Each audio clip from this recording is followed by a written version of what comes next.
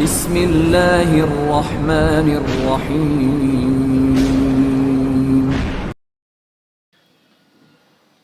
بھید، اسرار سے بھرا ایک حیرت انگیز ناول۔ کامران کو یوں لگ رہا تھا جیسے وہ لوگ اس کی تلاش میں ناکام ہو کر واپس چلے گئے ہوں، لیکن ابھی اس غار سے باہر نکلنا مناسب نہیں تھا۔ ایک بار پھر اس نے غار کا جائزہ لینا شروع کر دیا۔ بظاہر یہ سب کچھ قدرتی ہی لگ رہا تھا۔ دیواروں کی تلاش میں انسانی ہاتھوں کے کارنامے کہیں نظر نہیں آ رہے تھے۔ اس کی نگاہ ایک سیاہ دھبے پر پڑی جو غار کے آخری حصے میں ایک دوسری ابھری ہوئی چٹان کے نیچے نظر آ رہا تھا۔ دیر تک وہ اس دھبے کو دیکھتا رہا۔ اسے یوں لگ رہا تھا جیسے کوئی چیز رکھی ہوئی ہو۔ پھر وہ چٹان سے نیچے کودا اور داخلی دروازے سے دور تک دیکھنے لگا۔ اب یہاں پرسکون اور پرہول سناٹا پھیلا ہوا تھا، اور ہر سمت سے جو آوازیں ابھر رہی تھیں اب ان کا وجود نہیں تھا۔ وہ مایوس ہو کر چلے گئے تھے۔ پھر سے سوچا کہ اس چیز کو دیکھوں کہ یہ کیا ہے جو اسے ایک دھبے کی شکل میں نظر آ رہی ہے۔ مزید نزدیک پہنچا تو اس پر ایک اور انکشاف ہوا۔ ایک بڑا سا ٹکڑا ابھرا ہوا تھا اور اس کے نیچے ایک سوراخ تھا۔ اس سوراخ کا قطر 3 یا 3.5 فٹ ہوگا، لیکن دوسری طرف گہری تاریکی چھائی ہوئی تھی۔ اس سوراخ میں کیا ہے، اس نے سوچا۔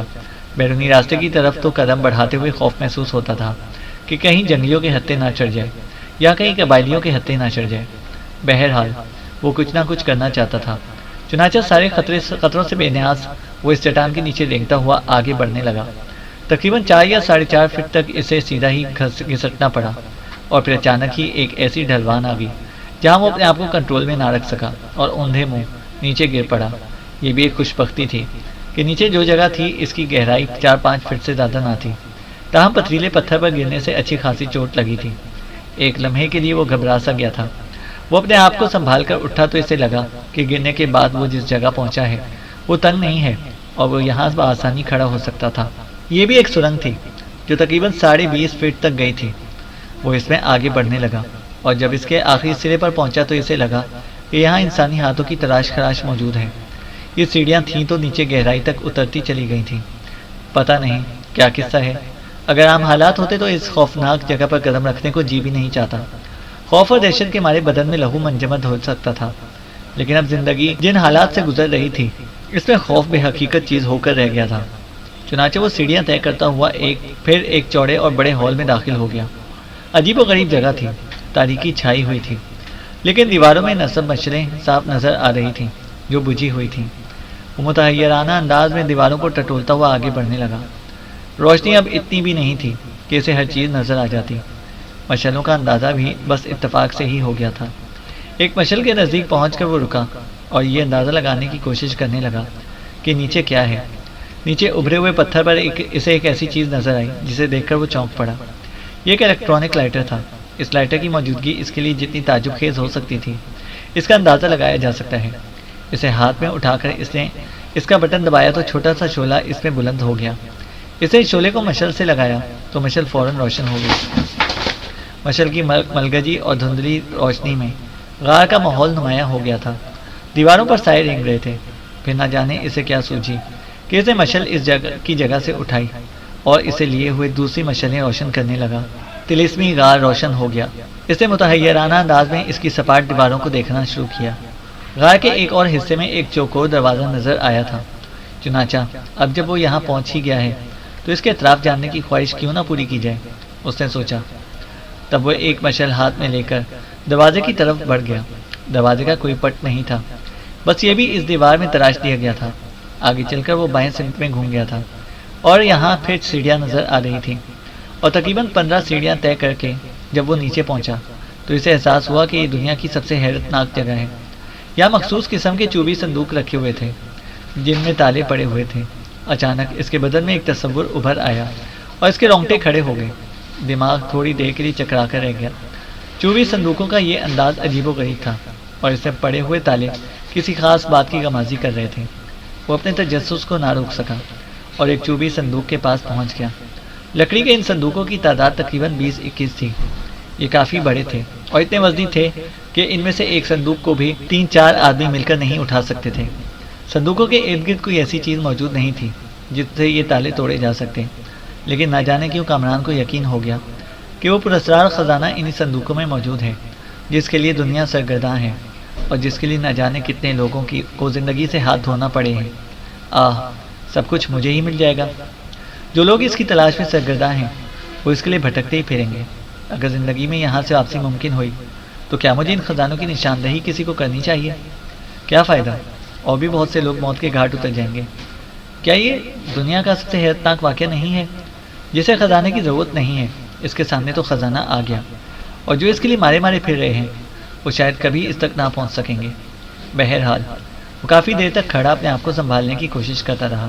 اس کے ذہن میں بہت سے خیالات آ رہے تھے۔ عام طور سے اس طرح کے واقعات جتنے بھی پڑے تھے ان میں ایسا ہی ہوتا تھا کہ کوئی مہم جو یا خزانوں کا رسیا خزانوں تک پہنچا تو اس کی حالت میں کہ وہ ان کے حصول کے قابل نہیں ہوتا تھا۔ اس وقت کامران بھی ایسی ہی کہانیوں کا ایک کردار تھا، لیکن اس احساس کو دل میں دبا نہ سکا کہ وہ خزانہ دیکھے تو صحیح۔ وہ مشعل ہاتھ میں لیے ہوئے ادھر ادھر پھرتا رہا۔ پھر اس نے ایک ایسا پتھر دیکھ لیا جسے توڑنے کی اگر کوشش کی جاتی تو وہ اس کی جگہ سے اکھاڑا جا سکتا تھا۔ مشعل رکھنے کے لیے اس نے ایک جگہ منتخب کی اور اسے سیدھا کھڑا کر کے اس پتھر پر زور آزمائی کرنے لگا۔ پتھر کو مختلف سمتوں میں ہلا چلا کر اس نے باہر نکال دیا۔ پھر مشعل لے کر صندوقوں کے پاس پہنچا۔ اس کے بعد اس نے ایک صندوق کے تالے پر پتھر آزمانا شروع کر دیا۔ 10-12 ضربے لگانے کے بعد تالا کھل گیا۔ اس نے اسے صندوق کے کنڈے سے نکالا اور صندوق کا ڈھکنا کھول دیا۔ غار میں ایک دم دھندلی دھندلی پراسرار روشنی پھیل گئی۔ صندوق میں اعلیٰ تراش کے بے شمار ہیرے جگمگا رہے تھے۔ اس کے ساتھ ہی سونے کے بے شمار زیورات بھی اس میں موجود تھے، جن کی ساخت بتاتی تھی کہ وہ انتہائی قدیم نوادرات ہیں۔ یہ عظیم الشان خزانہ، جس کے لیے کرنل گل نواز، رانا چندر سنگھ، علی سفیان اور غزل سنائی وغیرہ سرگرداں تھے، اور دوسرے ساتھی الگ پراسرار کہانیوں کے حامل، لیکن ان میں سے کوئی بھی خزانوں تک نہ پہنچ سکا تھا۔ اور کامران، اسے سچ مچ ہنسی آئی، دل کو ایک فخر کا احساس بھی ہوا۔ وہ خزانہ جس کے لیے نہ جانے کتنے مہم جو اور جرائم پیشہ افراد سرگرداں ہیں، اس وقت اس کی تحویل میں ہے، اس کے قدموں میں ہے۔ ذہن پر عجیب سا جنون طاری ہو گیا۔ اسے چند ہیرے اٹھا کر انہیں قریب سے دیکھا، سونے کے زیورات کو مٹھیوں میں پکڑ پکڑ کر اٹھایا اور انہیں نیچے گرانے لگا۔ یہ جنونی کیفیت کافی دیر تک طاری رہی، پھر اس کے ذہن میں سناٹے سے گونج اٹھے۔ اسے یوں لگا جیسے وہ بے ہوش ہو رہا۔ اس نے آنکھیں بند کی اور زمین پر پاؤں پھیلا کر صندوق سے ٹک کر بیٹھ گیا۔ جو مشعل وہ اپنے ساتھ لایا تھا وہ ابھی روشن تھی اور اس کی دھندلی روشنی چاروں طرف پھیلی ہوئی تھی۔ اس کے ساتھ ہی جگمگاتے ہیروں کی روشنی بھی شامل تھی۔ اس نے اپنے چکراتے ہوئے ذہن کو قابو میں کرنے کی کوشش کی۔ بہت سے حقائق اس کی آنکھوں کے سامنے گزر گئے۔ خزانہ بے شک اس کے قدموں کے تلووں کے پاس ہے۔ وہ یہ تمام صندوق کھول سکتا ہے، تمام خزانے کو اپنے قبضے میں کر سکتا ہے، لیکن کس لیے؟ کیا اسے یہاں سے لے جانا ممکن ہو سکے گا؟ کیا اس خزانے کو حاصل کر کے وہ دنیا کا امیر ترین شخص بن سکتا ہے؟ لیکن اس دنیا میں پہنچنے کے ذرائع کیا ہوں گے جن راستوں سے وہ یہاں تک پہنچا ہے؟ ان راستوں سے کیا خزانے کے ان وسطی صندوقوں کو گزارنا ممکن ہے؟ خزانے کسی کے لیے نہیں ہوتے، یہ تو صرف ایک تصویر کی مانند ہے کہ دیکھو اور بھول جاؤ۔ میں صرف انہیں دیکھ سکتا ہوں، ان سب کو اٹھا کر اپنے سینے پر سجا سکتا ہوں، لیکن ان تمام چیزوں سے کوئی فائدہ حاصل نہیں کر سکتا۔ بے بسی کے یہ لمحات جس کیفیت کے حامل ہو سکتے ہیں وہ الفاظ میں بیان نہیں کیے جا سکتے۔ کتنی دیر تک وہ اس عظیم الشان خزانے کو گھورتا رہا اور پھر ایک پتھر لے کر ایک اور صندوق پر پل پڑا۔ اس کی کیفیت بھی مختلف نہیں تھی۔ اندر لاتعداد سونے کے سکے بھرے ہوئے تھے، نہ جانے کس دور کے تھے یہ سکے۔ صندوق لبالب بھرا ہوا تھا اور اس صندوق کا وزن اتنا تھا کہ اسے 10 آدمی بھی مل کر اپنی جگہ سے جنبش نہیں دے سکتے تھے۔ سینکڑوں من سونا، یہ سارے صندوق یقیناً ایسی چیزوں سے بھرے ہوئے ہوں گے۔ خزانہ اتنا وسیع ہے کہ اس سے تو ایک نئی دنیا آباد کی جا سکتی ہے۔ نہ جانے کتنی دیر تک کامران پاگلوں کی طرح کھڑا ان کھلے صندوقوں کو دیکھتا رہا، پھر گہری سانس لے کر اسے صندوق بند کر دیے۔ اگر دل و دماغ کو قابو میں نہ رکھا گیا تو وہ جانتا تھا کہ اس کا نتیجہ کیا ہوگا، صرف اور صرف یہ کہ وہ ان دیواروں سے سر ٹکرا کر پاش ہو جائے گا۔ موت اور صرف موت۔ اس لیے خزانے کا تصور بے مقصد ہے، بیکار حماقت۔ نہ جانے کتنی دیر تک وہ اسی انداز میں سوچتا رہا اور آہستہ آہستہ اس نے خود پر قابو پا لیا۔ کسی خیال کے تحت اس نے وہ صندوق دوبارہ کھولا جس میں سونے کے سکے بھرے ہوئے تھے، اور پھر اس میں سے چند سونے کے سکے نکال کر اپنے لباس سے چھپا لیے۔ اس کام سے فارغ ہو کر وہ واپس پلٹ پڑا اور واپسی کے راستوں پر چل پڑا۔ اس غار میں پہنچا جہاں مشعلیں چل رہی تھیں۔ بدن پر شدید تھکاوٹ سوار ہو رہی تھی۔ اس نے فیصلہ کیا کہ تھوڑی دیر آرام کر لیا جائے۔ اس خیال کے تحت اس نے زمین پر لیٹ کر آنکھیں بند کر لیں۔ جلتی ہوئی مشعل اسی جگہ پر لگا دی جہاں سے اسے نکالا تھا۔ اس کے ذہن پر عجیب سا عالم طاری تھا۔ دماغ بری طرح چکرا رہا تھا، یوں لگ رہا تھا جیسے در و دیوار ہل رہے ہوں۔ زور سے آنکھیں بھینچ کر اس نے دماغ کو پرسکون کرنے کی کوشش کی اور دیر تک اسی طرح پڑا رہا۔ تب اچانک پیٹ میں ایک ٹیس سی اٹھی اور اسے احساس ہوا کہ وہ بھوکا ہے۔ اس کے ساتھ ہی ہونٹوں پر شدید تپش محسوس ہوئی، پیاس بھی تھی۔ اس کے رونگٹے کھڑے ہو گئے۔ غار میں تمام چیزیں موجود تھیں، لیکن پیٹ کا دوزخ بھرنے کا کوئی انتظام نہیں تھا۔ سارے خزانے تھوڑی سی خوراک کے آگے ہی چھو جاتے ہیں۔ پانی کے چند قطرے اور غذا کا تھوڑا سا حصہ اس خزانے سے کہیں زیادہ قیمتی ہو سکتا ہے۔ یہ تمام تجربات اسے ذاتی طور پر ہو رہے تھے۔ تھوڑی دیر تک وہ اسی طرح سوچتا رہا، پھر سے فیصلہ کیا کہ جس طرح بھی ممکن ہو سکے وہ ان غاروں سے نکل جائے، ورنہ یہیں پر بھوک اور پیاس کی شدت سے دم توڑنا پڑے گا۔ اس روح فرسا تصور نے اسے مستعد کر دیا۔ بدن میں نہ جانے کہاں سے ایک انوکھی قوت پیدا ہو گئی اور اس نے واپسی کے راستے بڑی مہارت اور ذمہ داری کے ساتھ طے کیے۔ آخر کار غار کے حصے میں پہنچ گیا جہاں سے باہر نکلنے کے بعد کھلی فضا میں سانس لی جا سکتی تھی۔ یہاں پہنچ کے اس نے آہٹیں لی اور اس کے بعد غار کے دہانے سے باہر نکل آیا۔ دل میں یہی خیال تھا کہ پیٹ بھرنے کے لیے غذا تلاش کرے۔ فی الحال یہ جگہ اس کے لیے محفوظ تھی، کیونکہ اس جگہ سے وہ لوگ اس کی تلاش کر کے واپس جا چکے تھے، لیکن تاحد نگاہ کوئی ایسی چیز نہیں دکھائی دے رہی تھی جسے خوراک کے طور پر استعمال کیا جا سکے۔ گھاس تھی یا پھر درخت جن پر پتوں کے علاوہ کوئی اور چیز نہیں تھی۔ اس وقت کچھ بھی کھایا جا سکتا تھا، بشرط یہ کہ وہ غذا کے طور پر استعمال کیا جا سکے۔ کوئی پھل والا درخت، چاہے اس کی نوعیت کچھ بھی ہو۔ وہ ایسے کسی درخت کی تلاش میں غار سے کافی دور نکل آیا۔ بھوک اور پیاس اب انتہائی شدت اختیار کر چکے تھے۔ نہ جانے اس نے کب سے کھانا نہیں کھایا تھا اور نہ پانی پیا تھا۔ دماغ ساتھ چھوڑتا جا رہا تھا۔ بمشکل تمام جو قوتیں جمع کی تھیں وہ بحال نہیں ہو رہی تھی۔ پاؤں لڑکھڑا رہے تھے، زبان خشک ہو گئی تھی اور ہونٹوں پر پپڑیاں سی جم گئی تھیں۔ وہ دیوانوں کی طرح آگے بڑھتا رہا۔ اس کی آنکھیں مسلسل غذا کی تلاش میں تھیں، لیکن یہاں تو کوئی جانور تک نہیں تھا۔ اسی تگ و دو میں کافی دیر گزر گئی۔ اب آنکھوں کے سامنے تارے سے ناچنے لگے تھے اور پیاس کی شدت ناقابل برداشت ہو گئی تھی۔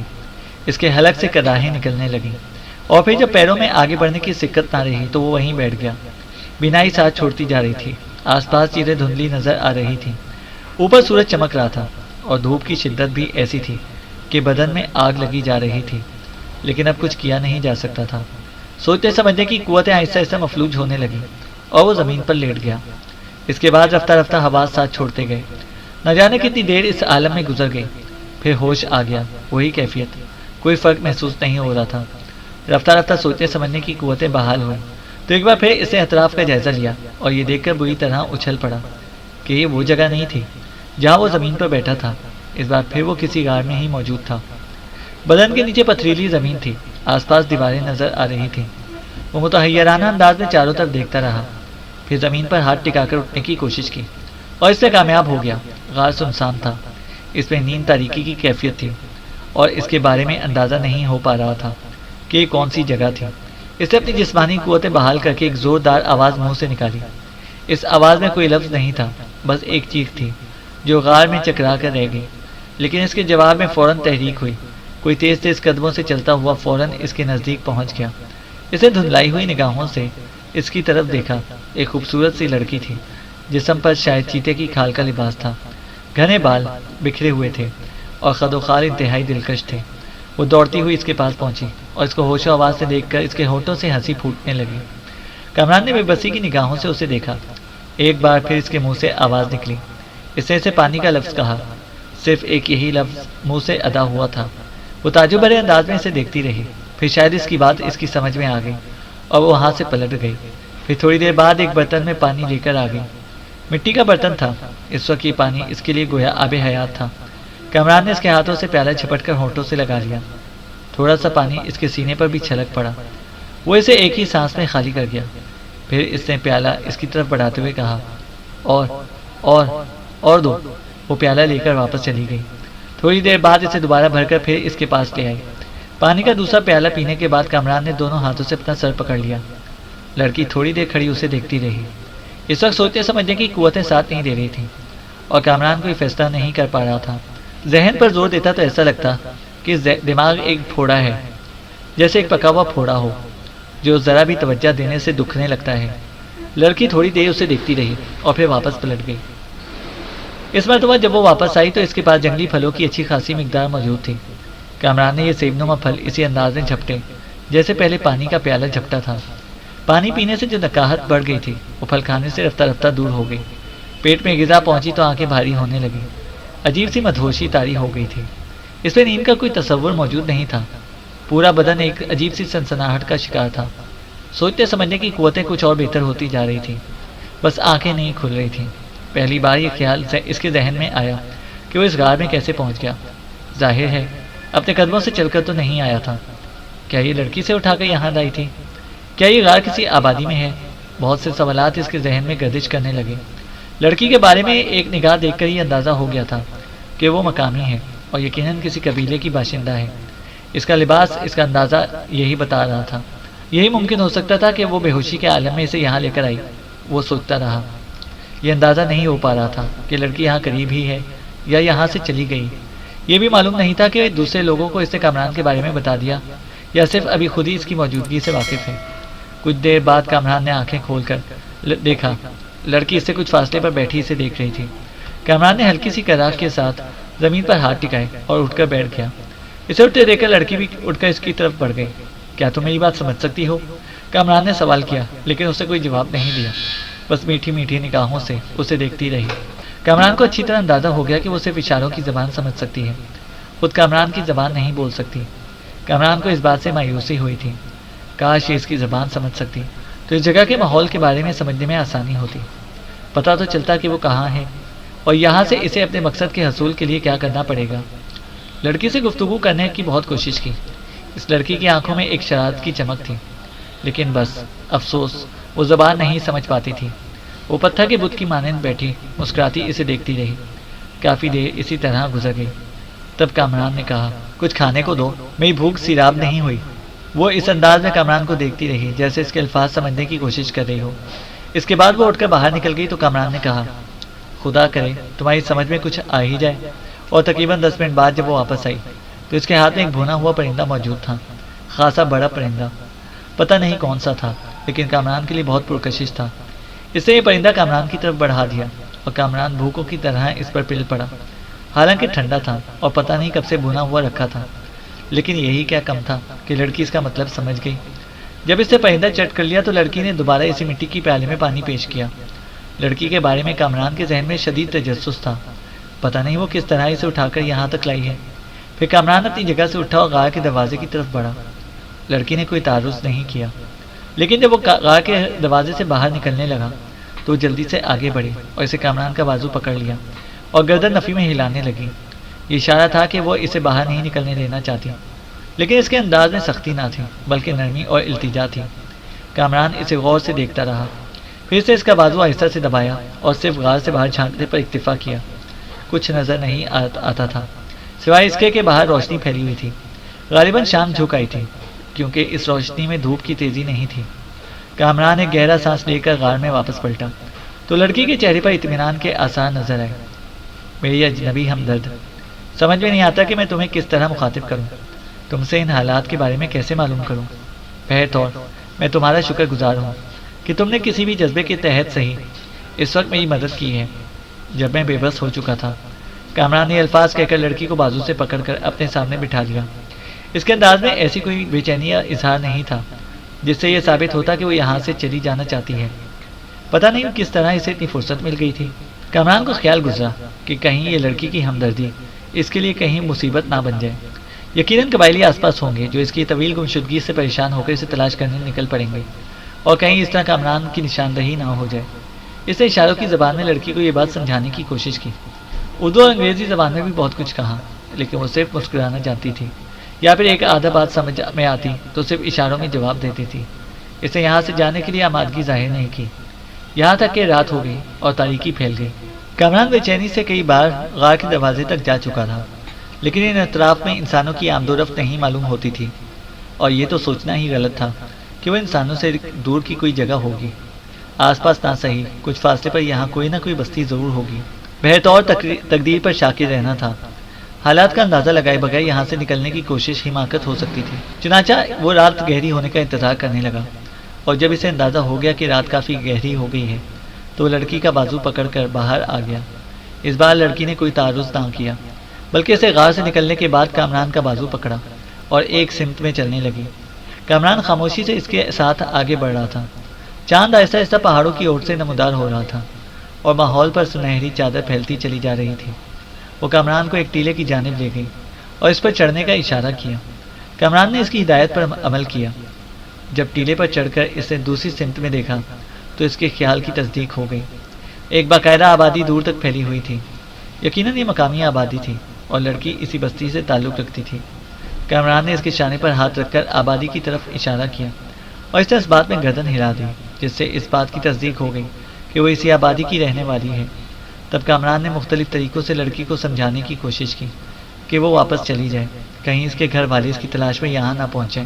اس بات کے جواب میں لڑکی نے نفی میں گردن ہلائی اور وہیں اس چٹان پر بیٹھ گئی۔ چاندنی میں وہ پہلے سے زیادہ حسین معلوم ہو رہی تھی۔ ہلکی ہلکی ہوا چل رہی تھی اور اس کے بال ہوا میں اڑ رہے تھے۔ کامران نے غور سے اسے دیکھا۔ اسے ایک دم یہ احساس ہوا کہ لڑکی کے نقوش میں مقامی لوگوں کی جھلک نہیں ہے، بلکہ وہ ان سے مختلف قسم کے نقوش ہیں۔ بہت ہی خوبصورت، سادہ، اس کی آنکھوں میں ایک انوکھی چمک تھی اور وہ چمکیلی نگاہوں سے اسے دیکھ رہی تھی۔ پتلے پتلے گلابی ہونٹوں پر ایک عجیب سی مسکراہٹ پھیلی ہوئی تھی۔ کامران نے آنکھیں بند کر کے گردن ہلائی اور بولا، بد نصیبی ہے میری کہ تمہاری اس عنایت کا جواب تمہارے حسب منشا نہیں دے سکتا۔ لڑکی پھر مسکرا دی۔ چاند اب صاف نکل آیا تھا اور چاندنی اور تیز ہو گئی تھی۔ اس چاندنی میں بستی صاف نظر آ رہی تھی، لیکن اب اس کے درمیان چہل پہل ختم ہو گئی تھی۔ تقریباً آدھی رات اسی طرح گزر گئی۔ اشاروں میں باتیں ہوتی رہی۔ وہ اگر اشارہ سمجھ لیتی تو جواب دیتی تھی، ورنہ خاموش رہتی۔ پھر تھوڑی دیر کے بعد وہ ایک چٹان پر لیٹ گئی۔ کامران نے آسمان کی طرف دیکھا اور اس کے ہونٹوں سے بڑبڑاہٹ نکلی۔ ظالم آسمان، تو نے مجھے صحیح معنوں میں ایک پراسرار کہانیوں کا ایک کردار بنا دیا ہے۔ ایسے کردار ناول نگاری میں تو نظر آ جاتے ہیں، حقیقی زندگی سے ان کا کیا تعلق ہوتا ہے؟ آج اس پر یقین آیا ہے۔ یہ رات، حسین لڑکی، چاندنی، ویسے کئی لڑکیاں اس دوران کامران کی زندگی میں آئی تھیں۔ کچھ نے اس کے دل میں دروازے چھوئے بھی تھے، لیکن بس وقت نے اس سے آگے کچھ موقع ہی نہیں دیا تھا۔ خاص طور سے سبیتا، جو ایک پرسکون ندی کی مانند تھی۔ اس کے ہونٹوں سے بھی گنگناہٹ ابھرتی تھی، لیکن ایک پرسکون گنگناہٹ۔ آج اس نے کبھی کسی ہلکے پن کا مظاہرہ نہیں کیا تھا، اور اب یہ خاتون، اس میں کوئی شک نہیں کہ یہ لڑکی بہت خوبصورت تھی اور کوئی بھی جوان مرد اس کی قربت کی خواہش کر سکتا تھا۔ اس کے اندر خود سپردگی کی کیفیت بھی تھی۔ بہرحال اسے نظر انداز کرنا پڑا۔ لڑکی غار میں اس کے قریب موجود تھی۔ پھر اس نے کہا، کیا یہ مناسب نہیں ہوگا کہ اب تم بھی سو جاؤ یا پھر اپنی بستی میں واپس لوٹ جاؤ؟ کہیں تمہاری یہ دلچسپی میرے لیے عذاب نہ بن جائے۔ لڑکی بدستور احمقوں کی طرح اسی کی صورت دیکھتی رہی تو کامران خود ہی فرش پر آنکھیں بند کر کے لیٹ گیا۔ لڑکی اس سے تھوڑے فاصلے پر ایک پتھر سے ٹیک لگا کر بیٹھ گئی۔ کامران دیر تک کروٹیں بدلتا رہا۔ آخرکار نیند اس کی آنکھوں میں آ گئی۔ پھر وہ اس وقت بیدار ہوا جب گوشت بھننے کی خوشبو ناک کے نتنوں سے ٹکرائی۔ اسے تعجب سے ادھر ادھر دیکھا۔ وہی غار تھا جہاں وہ سویا ہوا تھا۔ خوشبو باہر سے آ رہی تھی۔ وہ اٹھ کر باہر گیا تو اس نے دیکھا کہ لڑکی لکڑیاں چلائے ایک بڑے سے پرندے کو بھون رہی تھی۔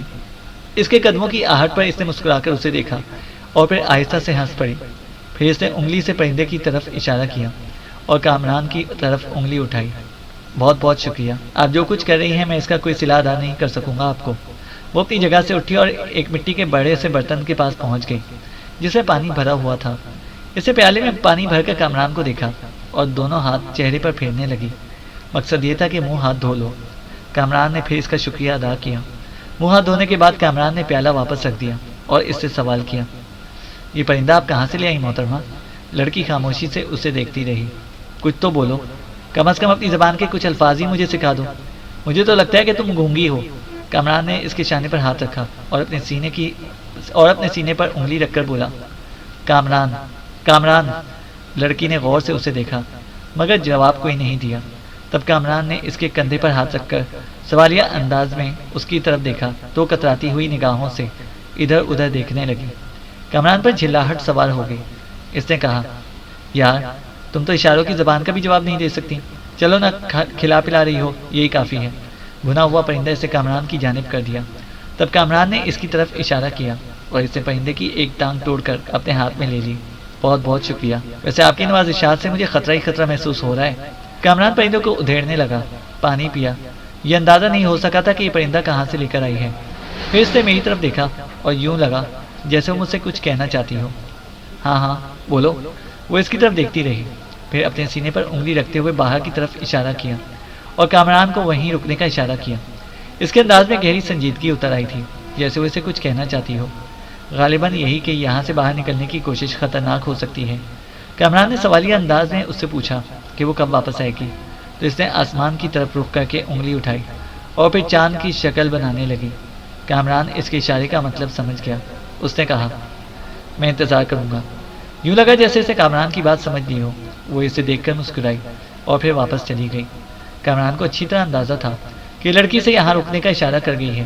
وہ سوچ رہا تھا کہ یہاں اس کا رکنا مناسب ہوگا بھی یا نہیں۔ اگر نہیں تو پھر کیا کرنا چاہیے؟ ممکن ہے کہ یہاں کچھ وقت گزارنے کے بعد کوئی بہتر بات سمجھ میں آ سکے۔ لڑکی چلی گئی اور کامران غار میں واپس آ کر اپنے لباس کو دیکھنے لگا۔ لباس گندا اور پوسیدہ ہو چکا تھا۔ اسے دھونے کا تو سوال ہی پیدا نہیں ہوتا تھا، کیونکہ پانی کا تو یہاں کوئی انتظام نہیں تھا، لیکن تھوڑی دیر کے لیے اتارا جا سکتا تھا۔ چنانچہ سے اپنے اوپری جسم کو لباس سے آزاد کر دیا۔ پھر اچانک ہی اسے سونے کے ان سکوں کا خیال آیا جو اس نے غار سے نکلتے ہوئے جیب میں رکھ لیے تھے۔ جیب میں ٹٹولی تو پتہ چلا کہ سونے کا ایک بھی سکہ اس کی جیب میں نہیں ہے۔ کامران کا منہ حیرت سے کھلے کا کھلا رہ گیا۔ یہ سکے کون نکال سکتا ہے؟ اس لڑکی کے علاوہ اور کچھ سوچا ہی نہیں جا سکتا تھا۔ یا پھر یہ ہو سکتا ہے کہ سکے جیب میں کہیں گر گئے ہوں۔ لڑکی نے اگر یہ سکے نکالے ہیں تو اس سے آگے کوئی بات سمجھ میں نہ آ رہی تھی۔ بہرحال کامران غار سے باہر نہیں نکلا تھا یہاں تک کہ رات ہو گئی۔ وہ بے چینی سے لڑکی کا انتظار کرنے لگا، اور جب اسے محسوس کیا کہ قرب و جوار کی تمام آوازیں معدوم ہو گئی ہیں تو وہ غار کے دہانے پر نکل آیا۔ پھر چاند پچھلی رات کی مانند پہاڑیوں کی اوٹ سے نکلا تو اسے لڑکی کا ہیبلا اپنی طرف آتے ہوئے دیکھا۔ وہ آ رہی تھی۔ نہ جانے کیوں کامران کو خوشی کا احساس ہوا۔ وہ مسکراتی ہوئی کامران کے پاس آ گئی۔ اس نے اپنے دونوں بازو کامران کے کندھے پر رکھے اور چہرہ کامران کے چہرے کے قریب لا کر اس کی آنکھوں میں دیکھنے لگی۔ اس کے انداز میں عجیب سی جذباتی کیفیت تھی اور کامران کو اس کے بدن سے اٹھنے والی خوشبو مسحور کیے دے رہی تھی۔ پھر لڑکی اس کے ساتھ غار میں داخل ہو گئی۔ وہ اپنے ساتھ کچھ سامان بھی لائی تھی جو کسی بڑے سے درخت کے پتے میں لپٹا ہوا تھا۔ اس میں جنگلی سیب، بھنے ہوئے پرندے اور دودھ سے بنی ہوئی پنیر نما کوئی چیز تھی۔ اس نے یہ تمام سامان کامران کے سامنے رکھا اور مسکرانے لگی۔ کامران نے اسے کھانے کی دعوت دی، لیکن وہ دونوں ہاتھوں سے اشارہ کرنے لگی کہ وہ کھا چکی ہے۔ کافی سامان تھا۔ اس نے پھل وغیرہ کھائے اور گوشت چٹ کر گیا اور تھوڑے سے پھل ایک طرف سرکا دیے۔ اس کے ذہن میں بہت سے سوالات آ رہے تھے۔ وہ پوچھنا چاہتا تھا کہ کیا یہ غار محفوظ ہے، لیکن بہرحال سوال کا جواب ہی پیدا نہیں ہوتا تھا۔ پھر لڑکی نے خود ہی کامران سے باہر چلنے کی فرمائش کی اور وہ دونوں غار سے نکل کر ایک سمت میں بڑھ گئے۔ آج لڑکی نے ایک دوسرا رخ اختیار کیا تھا۔ ایک چھوٹا سا درہ تھا جو 2 فرلانگ کے فاصلے پر تھا۔ اس کا اختتام ایک بہت حسین جگہ ہوتا تھا جہاں چاندنی کا آبشار بہہ رہا تھا۔ چھوٹی سی بلندی سے جہاں یہ پانی گر رہا تھا، غالباً اوپر کوئی چشمہ تھا۔ یہ گرتا ہوا پانی بہتا ہوا بہت دور تک چلا جاتا تھا۔ یہ جگہ بہت حسین معلوم ہوتی تھی۔ جس جگہ پانی گر رہا تھا وہاں تقریباً 12-13 گز کی چوڑائی میں تالاب سا بن گیا تھا۔ یہ تالاب دیکھ کر کامران کی طبیعت مچل اٹھی۔ اس سے فوراً ہی اپنا اوپری لباس اتارا اور نچلے لباس سمیت پانی میں داخل ہو گیا۔ لڑکی تالاب کے کنارے بیٹھ گئی اور مسکراتی نگاہوں سے اسے دیکھنے لگی۔ ٹھنڈے پانی کے اس تالاب نے گویا بدن میں نئی زندگی دوڑا دی تھی۔ تمام گرد مٹی صاف ہو گئی۔ پھر کامران نے اوپری لباس کو بھی رگڑ رگڑ کر دھویا۔ لڑکی خاموشی سے اپنی جگہ بیٹھی رہی۔ کئی بار اس کی کھنکتی ہوئی ہنسی بھی گونج اٹھی۔ وہ ہنستی تو اس کے ہونٹوں کا زاویہ بے حد دلکش ہو جاتا اور ایسے موقعوں پر کامران کو نگاہیں چرا لینا پڑتی۔ پھر جب وہ خوب اچھی طرح نہا کر پانی سے باہر نکلا تو کامران کے نزدیک پہنچ گئی۔ اس نے دونوں نرم و نازک ہاتھوں سے اس کے سینے پر رکھ دیے اور عجیب سے انداز میں اسے دیکھنے لگی۔ کامران نے ایک دم اپنے آپ کو سنبھالا اور پھر اس کا بازو پکڑ کر وہ اسے ساتھ لیے چٹان پر آ بیٹھا۔ لڑکی کچھ عجیب سے انداز میں اسے دیکھ رہی تھی۔ دفعتاً ایک بار پھر درختوں کے تنے بج اٹھے اور دونوں چونک پڑے۔ لڑکی چوکنے انداز میں ادھر ادھر دیکھنے لگی اور پھر دہشت سے کھڑی ہو گئی۔ اس نے کامران کا بازو پکڑا اور غار کی طرف دوڑنے لگی۔ دوڑتے دوڑتے کامران نے اپنا اوپری لباس جسے اس نے خشک ہونے کے لیے چٹان پر ڈالا تھا اٹھا لیا۔ درختوں کے تنے بجنے کی آواز وہ پہلے بھی سن چکا تھا۔ یہ یقینی طور پر ایک دوسرے کو خبر کرنے کے لیے بجائے جاتے تھے۔ اس کا دل دھک سے ہو گیا، گویا ان لوگوں کو اس کے یہاں موجود ہونے کی اطلاع مل گئی تھی۔ وہ دوڑتے ہوئے غار میں واپس آ گئے۔ لڑکی نے اسے غار کے اندرونی حصے میں پوشیدہ رہنے کا اشارہ کیا اور پھر خود برکفتائی سے باہر نکل گئی۔ اس کے جانے کے بعد کامران غار کے دروازے تک پہنچ گیا اور ان آوازوں کو سننے لگا جو چند لمحات تک تو فضا میں گونجتی رہیں اور اس کے بعد ایک ہیبت ناک سکوت چھا گیا۔ اب اسے انتظار تھا کہ اس کی تلاشی کے لیے کیا کارروائی ہوتی ہے۔ پتہ نہیں یہ نشاندہی اس کے لیے کی گئی ہے یا پھر کوئی اور بات تھی۔ وقت تیزی سے گزرتا رہا، دماغ میں دھماکے ہو رہے تھے، کان آہٹوں پر لگے ہوئے تھے، لیکن اب کوئی آواز سنائی نہیں دیتی تھی۔ چینل کو سبسکرائب کریں اور بیل آئکن کو پریس کریں تاکہ ہماری ہر اپڈیٹ آپ کو بر وقت مل سکے۔